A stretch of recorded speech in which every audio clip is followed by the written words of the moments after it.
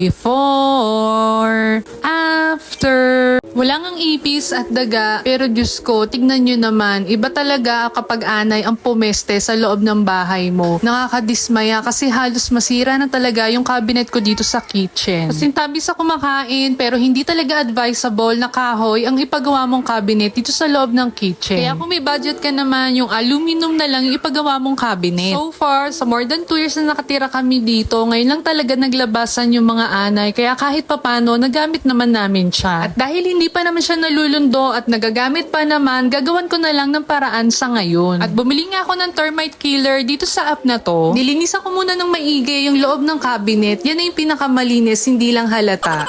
Pinatuyo ko nga lang yan ng after few minutes at saka inisprayan ko na netong fuchungan o etong termite cleaner. Inisprayan ko na yan ng bongga-bongga pati yung kasulok-sulukan ng cabinet. Etong fuchungan yung nabili ko, ito daw yung new packaging nila. Kaya kung makikita nyo dyan sa link kapag ka-open nyo, yung lumang packaging niya is yung Shayiwang. O ayan, nahirapan akong i-pronounce. Basta yun na yun, basahin nyo na lang. Baka naman isipin nyo may mai-content lang o may maibenta lang. 4 days ko na inisprayan at nakakatuwa nga dahil wala nang tumubo mga buha-buhangin sa pader at cabinet ko. After ko sprayan niya, pinatuyo ko lang yan overnight bago ko ibalik yung mga gamit. At syempre, bago yan, at dahil ayoko na makita yung mga itim-itim dyan sa cabinet ko, pininturahan ko na rin pala yan. Mag-upload na lang din ako ulit ng update after 2 weeks or months. Basta kapag bumalik yung anay or kapag may mga buha-buhangin ulit na tumubo dito sa mga cabinet ko, magpo-post na lang ako ulit ng video. At ito na yung before, after.